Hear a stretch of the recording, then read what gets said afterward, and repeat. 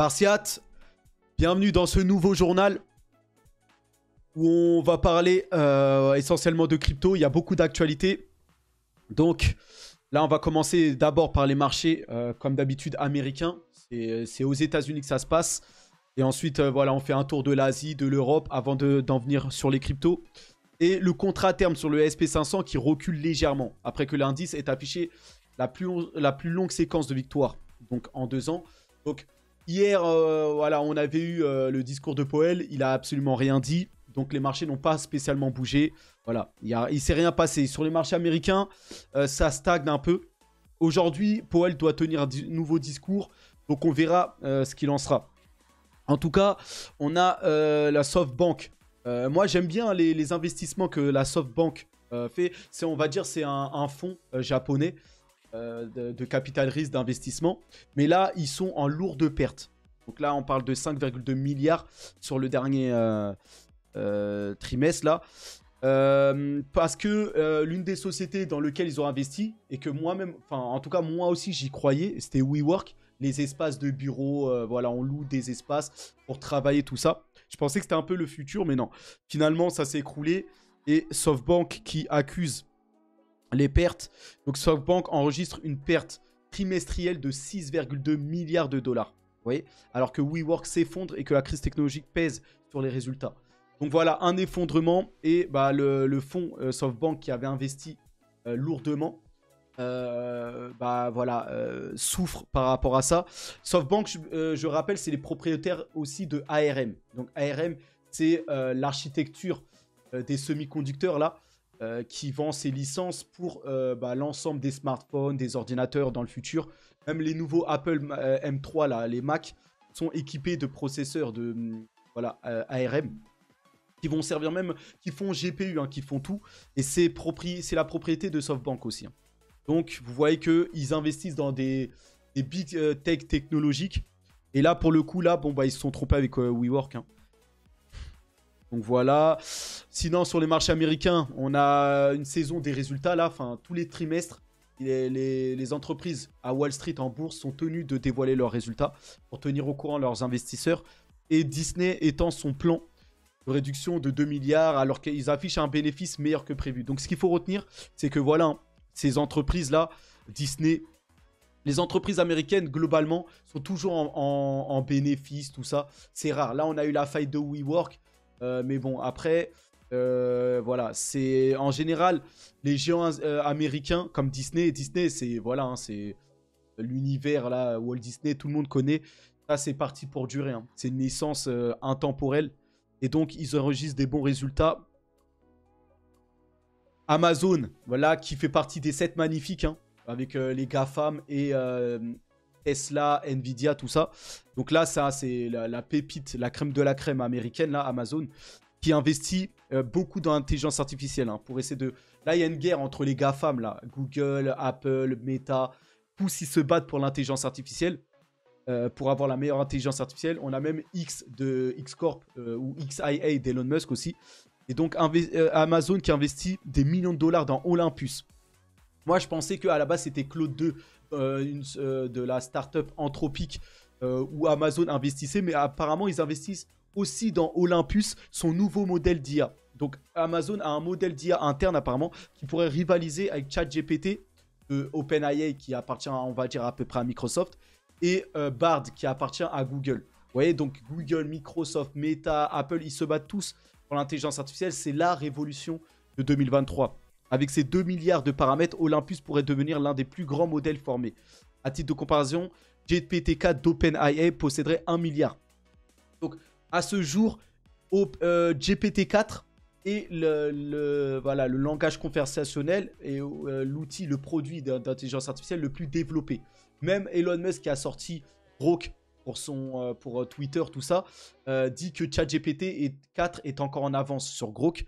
Et là, on aurait Amazon avec Olympus qui surpasserait GPT-4. Donc là, si c'est confirmé, Amazon deviendrait les leaders avec l'intelligence artificielle la plus en avance, on va dire, par rapport au langage conversationnel, aux questions-réponses, les choses comme ça. Donc Amazon, voilà, un big tech que je vais partager là. Voilà, c'est en tout cas tout ça, ça alimente l'intelligence artificielle, tout ça. Donc en dehors des marchés, sur le plan géopolitique, les Américains, voilà, qui mènent des frappes contre les installations utilisées par l'Iran en Syrie. Donc voilà, tout ça, les Américains, en fait, c'est pas derrière Israël, c'est les Américains. En tout cas, voilà mon avis à moi. Les Américains, et là, vous avez même un président, enfin un candidat à les élections présidentielles qui le dit, je vais vous le montrer là. Mais voilà, les Américains sont voilà, dans leur stratégie voilà, d'attaque pour, en tout cas, protéger un peu Israël. Mais vous voyez qu'eux aussi sont concernés. Vous voyez, ils sont jamais loin. La guerre Russie-Ukraine, bah, derrière, on voit que les Américains contrôlent et, voilà, et financent des armes pour l'Ukraine pour tenir. Ils contrôlent tout. Ils sont en conflit un peu avec la Chine par rapport à Taïwan. Les Américains veulent tout contrôler. Donc, ils ont pied sur Taïwan, pied sur Ukraine, pied sur Israël pour avoir le contrôle voilà, un peu de toutes les zones. Voilà. Ils contrôlent tout et avec leurs dollars, bien sûr, ils sont pour le moment les maîtres, on va dire, du monde jusqu'à présent. Et ça continue, hein. Donc un drone américain abattu par les Houthis au large du Yémen. Donc voilà, la guerre est pleine et les Américains sont dans ce conflit au Moyen-Orient. Et ça, c'est pas par hasard, comme je vous le dis. Les USA disent que les Palestiniens devraient gouverner Gaza. Donc voilà, non seulement ils ont un pied à terre, ils sont en pleine guerre, mais en plus, ils se permettent voilà, de dire ce qu'il faut faire. Vous voyez? Donc les Palestiniens devraient gouverner Gaza à l'issue de la guerre. Donc, est-ce que leur plan ou les plans qu'ils ont en tête va être mis en place? En général, il y a des grandes chances que oui. Donc, on verra ça. Et donc, on va suivre tout ça. Maintenant, alors, j'avais une actualité, je sais pas. Voilà, c'est celle-là. Bon, je voulais la placer plutôt avant. Voilà, Robert Kennedy Jr., donc ce candidat aux élections présidentielles, à la base, c'est un démocrate, mais maintenant, il a choisi d'être indépendant de aucun parti. Et c'est mieux, je trouve. Et lui, il explique que Israël... pourquoi les États-Unis sont si engagés vers Israël? Il dit que Israël est crucial pour les États-Unis. Pour nous, c'est comme un porte-avions au Moyen-Orient. C'est notre plus ancien allié. C'est un allié incroyable en termes de partage technologique. Vous voyez? Donc, si l'on regarde ce qui se passe au Moyen-Orient, l'Iran est désormais l'allié le plus proche de la Russie et de la Chine. L'Iran contrôle également tout le pétrole israélien. Les Grecs et l'Arabie Saoudite rejoignent les BRICS et ces pays contrôleront 90% du pétrole mondial. Nous ne pouvons donc pas nous permettre à Israël de disparaître. Vous voyez, nous ne pouvons pas permettre à Israël de disparaître. Israël est notre présence au Moyen-Orient, sont nos yeux et nos oreilles. Il nous donne de l'intelligence. Ça nous permet d'exercer une influence au Moyen-Orient. Voilà Israël, l'État créé il y a plusieurs années. Voilà pourquoi. Et ça a été engagé par l'ONU, les Britanniques, tout ça. Voilà pourquoi. À la base, les terres, elles étaient palestiniennes. Et l'État a été créé pour... C'est toujours dans le but de contrôler. Derrière, c'est économique. Hein. Voilà, mais c'est dans un but de contrôle. Et si Israël disparaissait alors que la Russie et la Chine contrôlent le pétrole mondial, ce qui est inacceptable du point de vue de la sécurité nationale américaine. Vous voyez? Donc les Américains ne veulent pas perdre pied ni au Moyen-Orient, ni en Asie. Et donc voilà pourquoi ils ont un État placé là-bas, en l'occurrence Israël. Donc ça, c'est mon point de vue et ce que je partage. Après, chacun a son avis. Vous prenez les infos que vous voulez et vous n'êtes pas obligé d'être sur mon avis. Donc... voilà, si maintenant on part au marché asiatique, les marchés asiatiques sont généralement en hausse en ce moment. Les prix chinois baissent plus vite que prévu.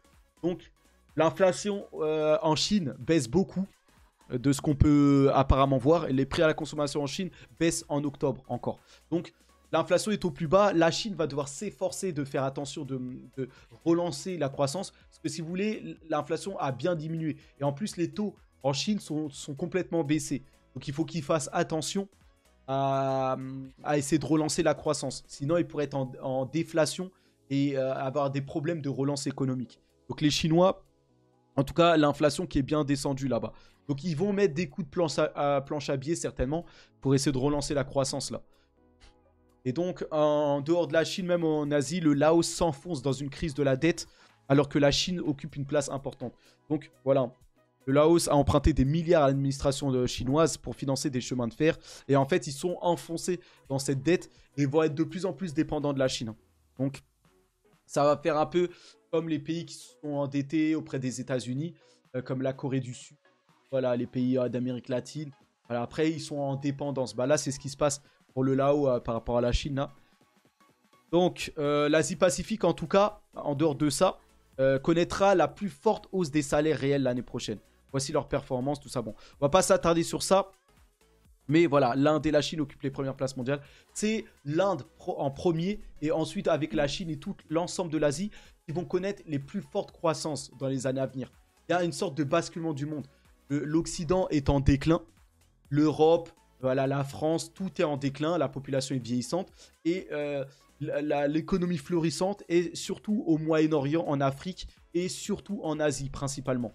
Donc c'est dans cette zone, partie du zone là, Afrique, Moyen-Orient, Asie, où la croissance va être forte.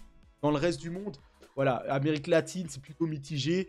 Et en Occident, c'est en déclin pour le moment. Bien que les États-Unis vont se maintenir avec leur politique là et leur coup de planche à billets, tout ça. Ils vont continuer à s'endetter à coups de milliards et rester sur le devant de la scène. Donc, bon. Mais en tout cas, voilà, l'Asie va connaître une forte croissance, à noter. Le CAC 40 qui hésite avant un nouveau discours de Powell et après des données chinoises. Donc, pour le moment, on a un CAC 40 voilà, qui stagne un peu. On a aujourd'hui un nouveau discours de Powell. Donc, on a toujours peur quand Powell parle ou on est toujours méfiant. Il peut sortir des choses qui peuvent bousculer les marchés. Donc, à chaque fois que Powell tient un discours, les marchés se tiennent plutôt sur la défensive et attendent. Sont plutôt en mode stagnation, correction. Voilà, le temps, ça joue la prudence, on va dire. Donc on verra, c'est tout à l'heure pour le discours de Powell. En attendant, on a l'or avant de passer sur le Bitcoin. L'or qui chute sur un creux de 3 mois, alors que l'incertitude à propos de la Fed persiste. Donc, l'or qu'on voyait comme exploser, tout comme le pétrole à cause des conflits de toutes les guerres, là, on pensait que l'or aussi allait augmenter avec la crainte de la hausse des taux, voilà, que ça fasse chuter, cracher les bourses et les économies. Et finalement, il en est rien. Donc l'or quand même est en hausse sur cette année, plus 8%. Ça a monté fortement. Et c'est bizarre, hein. On dit que l'or progresse comme ça fortement, parce que l'or, c'est un actif qui est à plat normalement. Là, ça a bien monté, mais là, il repart un peu à la baisse. Et donc, on voit que les craintes par rapport au taux d'intérêt qui augmentent fortement, qui sont très hauts pour baisser l'inflation, se dissipent. On voit, ça prouve quoi ça? Certainement que les banques centrales sont en maîtrise pour une sorte de soft landing ou une sorte de récession légère. En fait, ils vont éviter le crack des marchés, tout ça. Ils sont apparemment en maîtrise. La Fed a maintenu ses taux à 5,50 et on dirait qu'ils ont la maîtrise. Donc c'est pour ça que les marchés boursiers augmentent de manière générale. Là, ils ont stagné ces derniers jours, mais de manière générale, les marchés sont positifs et ils augmentent. Donc voilà par rapport à ça. Donc maintenant, on va passer aux cryptos et on va couvrir plusieurs actualités. Là, on est déjà, alors je vais voir, à 13 minutes. Hein. Donc je vais essayer de faire pour 20 minutes de live. Et donc le Bitcoin qui accélère vers 37 000 $. Comme je l'avais dit, moi j'avais un sentiment plutôt que à 35 000, le Bitcoin allait plutôt aller à la hausse. Et il semblerait que ça aille. Hein. Le Bitcoin est très fort. Et tant qu'on n'aura pas l'acceptation des Bitcoin ETF spot, le prix, la spéculation va être forte. Jusqu'à que ça soit accepté, que ça explose. Et ensuite, il y aura une correction certainement un petit peu. Mais en tout cas, on s'en va vers la hausse comme je l'avais pressenti. Je l'avais dit dans mon dernier live. Et donc, là, l'espoir sur les ETF continue d'alimenter la hausse du Bitcoin. Donc, vous voyez, c'est cet espoir-là des ETF Bitcoin Spot qui semblerait, là, il y a une grosse nouvelle, hein, va être approuvé dans les 8 jours. Là. Donc, on va aller sur ça. Mais là, c'est une très, très grosse nouvelle. Là. Vous voyez ici, je vais rentrer dans le Twitter, là. Et donc, voilà, j'ai reçu beaucoup de questions. Là, apparemment, c'est une personne importante. Hein. Concernant mon point de vue actuel sur les ETF Bitcoin Spot, au cours des 2 dernières semaines, ceci est la première section de la note que j'ai publiée. Donc voilà. En tout cas, bon là, il lance un article. Je vais revenir sur ça là dans un instant. En tout cas, les cryptos qui montent fortement. FTT, la crypto de FTX, qui explose. Pourquoi? Il semblerait que FTX va être relancé. Donc là, les spéculations vont bon train. Je voulais jouer ce pari-là. Je comptais, avec mon prochain salaire, investir sur un peu FTT, donc cette crypto. Mais elle a démarré et elle a décollé avant moi. Donc j'espérais que ça soit un peu plus tard pour cette annonce. Mais moi aussi, je pressentais ça. Et je voulais investir sur FTT et aussi Lunce, le token de Luna. Et pour moi, ce projet sera relancé un peu plus tard. Donc on verra. Mais là, FTT a décollé sans moi. Et a déjà fait un x3. Voilà. Malheureusement, j'avais pas les liquidités. Mais j'espère que certains en ont profité ou ont joué ce pari. Voilà, d'autres cryptos performent beaucoup. Hein. Casse pas, ça s'arrête pas. Je pensais que ça allait se calmer, ça allait se retourner. Mais ça fait que de progresser. Donc voilà, les cryptos sont en pleine forme. Et donc ça fait plaisir. On enchaîne donc le Bitcoin qui passe au-dessus des 36 000. Hein. Donc là, voilà, en direction les 40 000, 45 000. Quand les ETF vont être acceptés, ça peut monter à 45 voire 50 000 hein, d'un coup. Donc là, là, le bull run est reparti. Hein. Là, parce que là, on a des hausses quand même, voilà. C'est du plus 20%, presque du voilà, plus 5 chaque jour. On ne peut pas dire que voilà, là, c'est reparti. Maintenant, on va voir. Quand les ETF vont être acceptés, on va voir ce qui va en être. En tout cas, voilà. Là, le Bitcoin est dans une zone très très haute. Bon, après, ça va corriger un peu. Hein. Moi, je pense que ça va monter peut-être jusqu'à les 43 000 par là. 46, ça m'a l'air trop haut quand même. Hein. Là, ouais, 43 000, ça me semble pas mal. En tout cas, plus que 40 000. Et moi, quand ça va dépasser 40 000, je vais commencer à prendre des bénéfices. Si ça monte, en tout cas, plus de 40 000. Parce que là, il va falloir que ça corrige un petit peu pour que ça aille plus haut, je pense. Après, ça peut aller plus loin. Et même un ETF Bitcoin, ça peut même aller jusqu'à 46 000. Hein. Donc, on verra. On verra quand il y aura ce rallye. Il faut que les ETF soient approuvés pour ça. Mais en tout cas, ça semble bien parti. Donc, regardez, hein, on a beaucoup souffert. Regardez, c'était quand on avait des bear market, c'était des 386 jours. Ensuite, on en a eu un de 204 jours en 2019. Ensuite, un de 37 jours des creux. Là, entre novembre 2021 et là, on a eu plus de 500 jours. En fait, 2 ans. Hein, plus de 2 ans de bear market. C'est énorme. Jamais on a eu un bear market aussi haut. Et là, on pourrait aller à des hauteurs bien plus que de... Vous voyez le pic là, en 2018 là. Là, on pourrait aller bien plus haut. Hein. Parce que là, maintenant, c'est un autre terrain. Il y a les institutionnels qui vont rentrer dans la danse là. Je peux vous dire, préparez-vous. Hein. Préparez-vous. Normalement, c'est pas un conseil, mais il faudrait accumuler un maximum. Les altcoins, le Bitcoin, là, ça va décoller, mais vous n'êtes pas prêts. Donc en tout cas, vous savez ce qui doit être fait. Et quand ça va décoller, ça va pas s'arrêter. Hein. En plus, là, il y a une succession de bonnes nouvelles, de choses comme ça. Voilà, il faut vraiment se préparer. Regardez un autre chart très important qui montre que là, on est sur le point de décoller voilà, de manière stratosphérique. Regardez bien ça. Surtout ici, vous voyez, on a eu un crash, enfin le crash Covid, la zone rouge. Ensuite, on a redécollé, voilà, jusqu'à la zone jaune. Et après, dans la zone jaune, là, regardez quand on a cassé le triangle montant, là. Regardez le rallye que ça a fait. Bah, regardez où on en est ici, là. Ici, on a eu le crash FTX 2022. On est monté, clac. Là, on casse. Et regardez, on est à nouveau dans une zone jaune. Donc, si on répète ça, la même chose, et là, on devrait avoir le plus fort rallye maintenant à partir de maintenant. Donc là, les amis, il va falloir s'y mettre. Hein. Il va falloir s'y mettre parce que moi, perso, mon sentiment, je suis très, très bullish. Là, là ça y est. Hein. Ça va péter parce que là, 2 ans de bear market, tout ça, et tant que ça décolle. Et moi, j'ai de lourdes pertes à récupérer. Donc, moi, c'est simple. Tous mes prochains salaires, là, tout va sur la crypto, là. C'est simple. Un peu sur les marchés boursiers. Quelques centaines d'euros. Mais la majorité, là, déjà, le mois prochain, je vais acheter et je vais accumuler que des altcoins. Et ça va continuer. Je vais injecter à fond. Là, j'en ai pour au moins 5000 à mettre au moins sur les marchés, là. Là, ça va se démultiplier x3, x4. Il va falloir, s'y mettre, là. Donc voilà, vous avez ma stratégie et je vous montrerai mon portefeuille. Bon, je le dis depuis assez souvent, mais voilà, il est toujours en phase de construction. Je m'étais pas trop trouvé, mais là, je vous le montrerai. Un mix d'actions en bourse et d'actions et de crypto là. Donc voilà, en tout cas, attention quand même au prix. Hein. Et le FOMO, va falloir faire attention à tout ça. Alors attendez.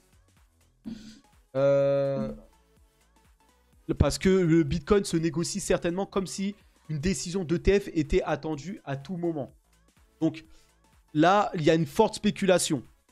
Normalement, des fois, quand on a la nouvelle, le prix chute complètement au lieu de monter. Donc attention, il se pourrait que quand il y a la nouvelle, bon, parce que si ça se trouve, là, le Bitcoin est déjà largement monté en anticipant la hausse des ETF à venir. Et quand les ETF vont être présentés, là, il va y avoir une forte chute. Bon, moi, j'y crois pas trop à ce scénario. Je pense que le fait que ça soit prouvé, bah, tous les investisseurs, d'un coup, vont être exposés. Les milliardaires, les millionnaires, là, les clients de BlackRock, tout ça, vont pouvoir acheter de la crypto. Et donc, voilà, s'il y a une forte demande du Bitcoin, voilà. Parce que Bitcoin ETF, Bitcoin Spot, c'est de prendre des vrais Bitcoins, en vrai. Et donc, voilà, je pense que le prix du Bitcoin va fortement augmenter. Hein. Donc, à mon avis, même s'il y a une forte spéculation, c'est que le début. Donc, on verra. Et ça coïncide avec le chart que je vous ai montré maintenant. À mon avis, ça va pousser très, très fort et très, très haut, là. Donc, voilà. Donc, on continue. On continue. Maintenant, regardez. Hein. Là, si on regarde par rapport au pré-halving, si on regarde par rapport au halving, bah, en 2019-2021, avant le halving, bah, ça avait encore stagné hein, quelques temps avant que ça explose. Après, le passé, c'est le passé. Le futur, il est souvent différent. Mais là, apparemment, là, vous voyez, on est déjà bien monté. Il se pourrait qu'on range encore au moins jusqu'à avril 2024, avant le halving. Maintenant, les nouvelles récentes ne prêtent pas trop à ça. Là, on dirait plutôt que ça a explosé. Il ne faut pas trop se fier par rapport à ces charts-là. Là, je vous montre, on pourrait encore ranger. Peut-être, si on s'en croit à ce chart de Stock Money Lizard. Donc, est-ce qu'on va continuer à ranger jusqu'en avril et ça va exploser? Moi, perso, s'il y a ce scénario, bon, je préférerais que ça décolle. Hein, on veut toujours de la croissance. Si ça s'en tient, bon, bah, tant mieux pour moi. Je continuerai. J'aurai le temps d'injecter à fond. Maintenant, voilà, j'ai plus l'impression qu'on va décoller de façon imminente bientôt, là. Vous voyez? Et pourquoi? Parce que, justement, les ETF vont être acceptés sous peu, on dirait. Donc, JP Morgan, en tout cas, la banque, déclare que le rallye crypto semble exagéré. Alors ça, je pense que pas du tout. Hein. Après, moi, je ne suis pas JP Morgan et toutes les têtes qu'il y a derrière, Jamie Dimon, hein, son PDG, tout ça. Mais attention à ces institutionnels qui voilà, cherchent à manipuler les marchés, à prendre le sens contraire ou à manipuler un peu l'investissement des investisseurs, tout ça. Donc attention. Et là, il faut suivre. Prenez ces informations, mais voilà, mettez-les de côté et regardez ce qui se passe réellement. Qu'est-ce qui se passe? Et voilà, et ce qu'on voit là, c'est que les ETF vont bientôt être acceptés, qu'il y a du volume et qu'il y a l'attrait sur les cryptos est en train de revenir. Donc c'est tout ce qu'il faut voir, vous voyez. Et c'est vrai qu'il y a des cryptos peut-être qui explosent comme ça d'un coup. On peut penser au Bonk, le même coin de l'écosystème Solana là. Donc Bonk qui aujourd'hui prend un plus 66% par exemple. Voilà, FTT de FTX prend un plus 88%. Voilà, ça explose. C'est les cryptos. C'est très volatile. Il y a beaucoup de spéculation. Il y a beaucoup de liquidités qui viennent dessus. Voilà, c'est comme ça. Mais en tout cas, ça a fait 2 ans que c'était en bear market. Donc c'est normal que ça allume un peu là. Et voilà pourquoi FTX explose. Car Gensler déclare que FTX pourrait être relancé sous une nouvelle direction. À condition de le faire dans le respect de la loi. Donc Gensler fait référence aux informations sur lesquelles Tom Farley, ancien président de la bourse de New York, ferait partie d'une liste restreinte de 3 repreneurs potentiels de FTX. Vous voyez? Donc, bon. Ça pourrait être repris pour FTX.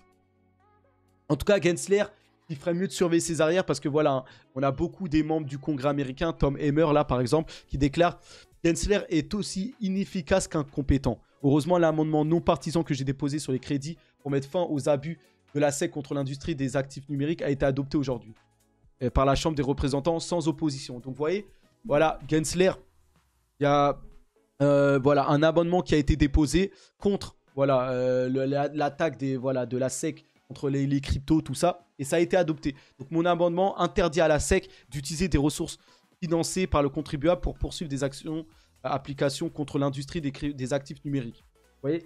Excellente nouvelle. En plus, on a Tom Emmer, mais on a un autre, Warren Davidson, qui veut interdire les CBDC aux États-Unis. Tout comme Ron DeSantis, un des candidats républicains à la présidence américaine. Voilà. Donc les CBDC sont mal vus par une grosse partie des sénateurs ou des présidents américains. Donc c'est peut-être de bon augure, on va dire, pour le Bitcoin. Donc voilà, l'ancien président de la bourse de New York, Tom Farley, en pourparlers pour relancer FTX, comme je vous le disais. Donc voilà, lui là, il est en train de voir pour relancer FTX. Le nouveau cabinet de Tom Farley, Bullish, rejoint 2 autres prétendants dans la vente aux enchères de FTX. Les 2 autres sont la startup Figure Technologies et la société Proofed. Donc voilà, il y a des prétendants pour acheter et pour relancer FTX. Moi, je prends le pari, on va dire, d'un énorme succès de la relance d'FTX. FTX, c'était un des leaders par rapport au perpétual, au trading, tout ça. Et je pense que FTX avait les produits, avait tout ce qu'il fallait pour être leader. Coinbase a récupéré un peu cette partie-là. Coinbase maintenant propose des négociations de trading, de perpétuel, tout ça. Mais ce n'est pas leur spécialité. Et Coinbase a bien d'autres choses à faire, surtout dans le côté spot ou pour les institutionnels. Donc, on verra. FTX est vraiment spécialisé dans ça. Donc, on verra en tout cas. Donc, voilà. La nouvelle qui alimente les marchés, elle est là. Grayscale en pourparlers avec la SEC pour convertir le GBTC en un ETF spot Bitcoin. Donc, voilà la grosse nouvelle. Et là, ils sont en pourparlers. Hein. La SEC a entamé des pourparlers. Là, c'est plus de la rigolade. Là. Maintenant, ça y est, c'est engagé. La SEC a ouvert des discussions avec Grayscale concernant sa demande de conversion du GBTC en un ETF Bitcoin Spot. Vous voyez? Donc, Grayscale aurait été en contact à la fois avec la division du commerce et des marchés et la division des finances de la SEC ces dernières semaines. Donc, ça négocie pour introduire ça. Donc, attention, c'est sous peu. Hein. Ça pourrait être annoncé du jour au lendemain. Pour moi, d'ici la semaine prochaine, ça peut être lancé. Hein. Donc là, tout ça là, voilà. Il va falloir se placer au moins sur les principaux, ceux qui vont être principalement attaqués, soit l'action Coinbase en bourse. C'est par Coinbase que vont passer tout ça. En tout cas, que les ETF vont pouvoir être proposés. Ou le Bitcoin. Parce que le Bitcoin est l'actif qui va bénéficier de cette hype-là. Donc voilà. Voilà le PDG, le CEO de Grayscale. Le PDG de Grayscale déclare « Nous poursuivons le dialogue avec la SEC et nous restons optimistes quant au fait que nous surmonterons les derniers obstacles pour leur ETF Spot Bitcoin. » Donc voilà ce PDG-là de Grayscale qui est très confiant et qui a hâte de proposer ses trackers à ses clients investisseurs. Aussi d'autres belles nouvelles, hein. L'ex-SEC Chair, donc celui qui était là avant Gary Gensler, dit que l'acceptation des ETF Bitcoin Spot est inévitable. Donc ça va arriver. Donc voilà, c'est l'ex-président de la SEC. Maintenant c'est Gensler. On aurait préféré même que ce soit lui-même actuellement, mais bon. En tout cas, lui dit que c'est inévitable. Hein. Donc il n'y a plus rien qui peut freiner ça. Ça arrive.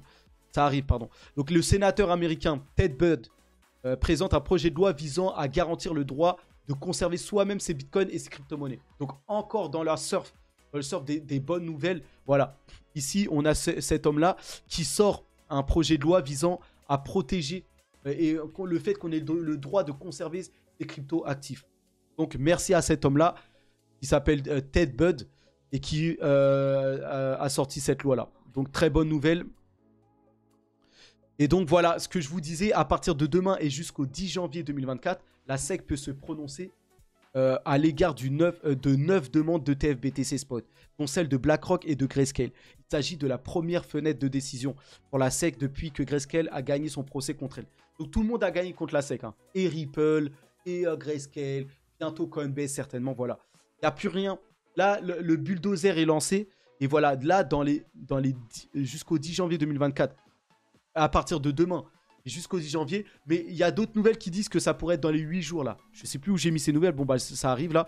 Selon les analystes d'ETF, Eric Balchunas et GCF là, une fenêtre d'au moins 8 jours sera ouvert demain pour une approbation des 12 demandes d'ETF Bitcoin Spot. Donc voilà, dans une fenêtre de 8 jours, on pourrait avoir les ETF qui pourraient être acceptés. Donc ils ouvrent ça et à tout moment, la nouvelle peut tomber. Donc retenez bien ça en tout cas. Maintenant, pour Ripple, il y a un gros événement, le Ripple Swell, qui se tient sur plusieurs jours. Et là, on est au deuxième jour là. Deuxième jour et il y a beaucoup de nouvelles qui ressortent. Et donc voilà, un Ripple aussi qui alimente les bonnes nouvelles de l'écosystème crypto. Et voyez, hein, là, je trouve que les personnes là qui sont dans la conférence ont plutôt la classe là. Ils sont tous voilà, en chemise, costard. On dirait des personnes très sérieuses. Hein. Et on voit qu'il y a une grosse communauté derrière Ripple en tout cas. Donc voilà, hein, la blockchain est l'avenir, la tokenisation est l'avenir. Et d'ailleurs, en parlant de tokenisation, Ripple là, toutes les nouvelles qui sortent sont liées à la tokenisation. Donc Ripple sera l'un des gros acteurs de la tokenisation des actifs. Donc il y a des projets qui commencent à ressortir de tout ça là. On peut penser à Centrifuge, à Swarm Market pour les bourses et tout ça là. Les marchés sur la blockchain, les marchés financiers. À Realty pour le marché de l'immobilier. Et voilà, on a Ripple aussi qui gravite aux alentours. Donc il va falloir s'exposer normalement à ces actifs là. Vont voilà, tokeniser toute l'économie là. Donc très important en tout cas tout ça là.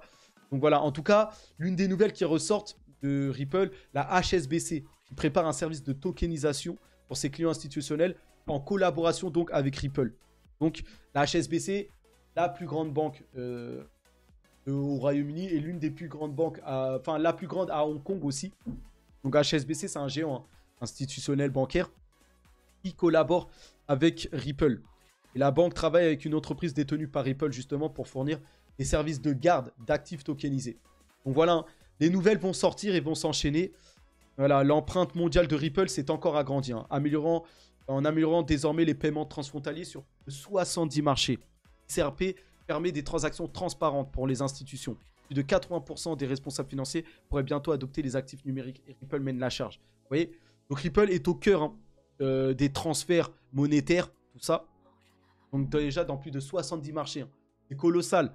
Et là, avec l'élan là, de la cryptographie, là, de la blockchain, le bull run, Ripple va être dans la lumière et va recevoir le financement même des institutionnels. Et même Ripple, je vois bien Ripple s'introduire en bourse. Donc tout ça, il faut s'exposer avant que ça arrive, comme je le dis là. Donc prenez ça en compte. En tout cas, voilà. Hein. Et certains, en tout cas, sont très malins et investissent beaucoup, surtout sur le Bitcoin. Regardez, Michael Saylor réalise désormais un bénéfice non réalisé de 1 milliard de dollars sur son investissement Bitcoin. Donc voilà, hein. Le fait que là, le Bitcoin est monté, bah voilà, les milliards vont s'enchaîner maintenant pour Michael Saylor, qui a eu la patience. Et regardez, tous les points verts là, c'est où il a investi. Tout au long du parcours du Bitcoin, il n'a pas arrêté d'injecter. Il a une foi inébranlable sur le Bitcoin. Et là maintenant, il a plus d'1 milliard de bénéfices. Vous voyez? Donc là, voilà, la patience paye. Donc il est à plus d'1 milliard maintenant et ça va augmenter. Hein. Il va passer à 3, 6, 9 milliards, 10 milliards au fur et à mesure que le bull run s'enclenche. Donc voilà, on s'en approche de la fin. Illuvium bientôt disponible aux plus de 180 millions d'utilisateurs de l'Epic Game Store. Donc là, Illuvium a un énorme partenariat avec l'Epic Game. Donc ça, c'est une grosse licence de jeu. Et Illuvium sera présent sur l'Epic Game Store à partir du 28 novembre. Donc là, c'est indiqué même ici. Donc à partir du 28 novembre, Illuvium sera disponible. Et donc là, voilà, ça va jouer même à travers la blockchain. Donc le gaming, gros secteur à surveiller aussi. Hein. Il y a des projets, Naka, la crypto Naka, tout ça. Ça pourrait marquer le retour des projets là, comme Axie Infinities, Star Atlas, voilà, tous ces jeux. Et même le Metaverse, hein, Decentraland, Sandbox, la Gala, tout ça, ça pourrait revenir sur la... Tout ça, de toute façon, tout va exploser, c'est simple. Donc voilà. Et derrière les jeux, on a un énorme acteur, Immutable X. Donc n'oubliez pas ça. Immutable, c'est un énorme mastodonte qui est partenaire avec toutes les grosses licences. Et donc Epic Games aussi, Square Enix, Google Play, Starbucks, voilà. Tous les géants là intègrent le Web3, comme ils le montrent. Donc c'est que des bonnes nouvelles. Hein. Et pour finir, regardez...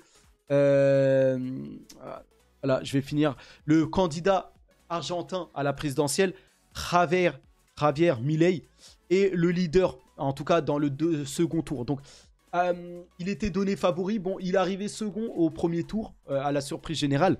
Il est face à un candidat, on va dire, de gauche, alors que lui, c'est plutôt un libertaire, tout ça. Et lui, il veut se débarrasser complètement du dollar et c'est un fan du Bitcoin. Et là, c'est le leader actuel. Dans les sondages, on le montre à 48,5 points contre 44 pour son opposant. Et donc lui, voilà encore une énorme nouvelle qui pourrait voilà, alimenter le bull run du Bitcoin. Et il y a des grandes chances que ce soit lui qui devienne président. Et j'espère aussi. Donc voilà, et si on compare les actifs, regardez la taille des différents actifs. L'immobilier, toujours. Et l'immobilier qui va largement se tokeniser. Donc surveillez Realty, le marché de la tokenisation immobilière. Il y a une énorme croissance à prendre. L'économie et les actifs réels, l'immobilier, les matières premières, l'or, tout ça, tout va se tokeniser et va venir sur la blockchain. Donc préparez-vous, anticipez avec des projets comme Centrifuge, des projets comme Swarm Market, anticipez la real world asset, c'est très important. Vous voyez? Donc voilà, là vous avez les dettes, les crédits, ça aussi ça va se tokeniser, equity, la base monnaie, l'or, et bientôt l'or qui est à 12,2, vous voyez ici, et bientôt le Bitcoin. Pour moi, le Bitcoin surpassera l'or. Vous voyez, la base monnaie, je sais pas. La monnaie, parce que la monnaie 30 milliards, je pense pas que tout le monde détiendra du Bitcoin. Ça va se rapprocher. Pour moi, le Bitcoin sera entre les deux. Ça peut aller, ça peut rejoindre la base monnaie. Après, voilà, equity, tout ça, non. Mais en tout cas, ça peut rejoindre ça. Donc, très important. Mais en tout cas, ça vous montre qu'il y a une énorme croissance pour le Bitcoin là. Donc voilà, j'en ai terminé avec ce live ou ce journal. Donc merci à tous. On se revoit déjà 36 minutes, c'est assez long. Mais il y avait beaucoup de choses à dire. Allez, force à nous. Allez, à plus.